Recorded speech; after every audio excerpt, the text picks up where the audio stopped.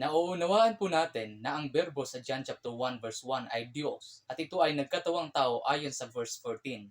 Kung ganon, si Apollo Kibuloy ba ay Diyos rin sapagkat inangkin niya na siya ang salita ng Diyos? Kung sa tingin po ninyo ang videong ito ay makapagbibigay babala sa iba, ibahagi po ninyo ito sapagkat ayon sa John 8 verse 32, ang katotohanan ang magpapalaya sa tao.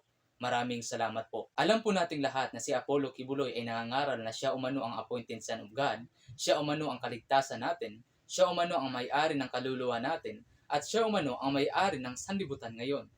Sinagot na po natin ang lahat ng iyan. Ilalagay ko po sa description box ang links. Ngayon, ang sasagutin naman natin ay ang pag-angkin ni Apollo Kibuloy na siya umano ang salita ng Diyos. Ang source na ito ay mula mismo sa kailang official page na Pastor Apollo C. Kibuloy. Naisave ko ito noong July 31, 2023 bago pa binura ng Facebook ang kailang official page.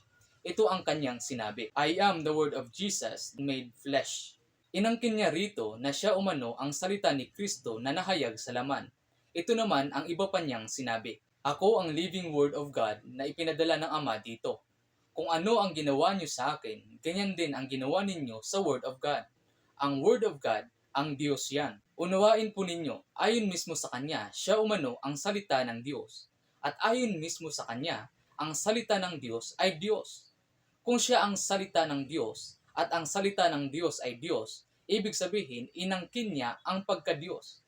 Gets niyo po ba? Napakalinaw na inangkin niya ang pagka-Diyos. Kasi siya mismo ang nagsabi na siya ang salita ng Diyos. At ang salita ay Diyos. Panoorin po natin ang kanyang video. We have another message here from Faith Andrews on Facebook.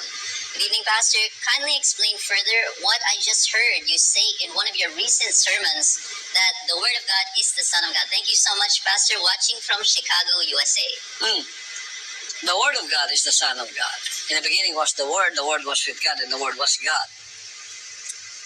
And the Word of God was made flesh. Is now called Son of God. So the Word of God is the Son of God. When He did not have a body, He is called the Word of God.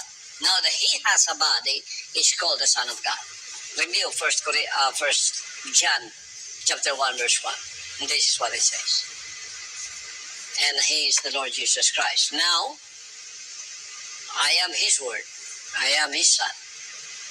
And the Son is always obedient to the Father.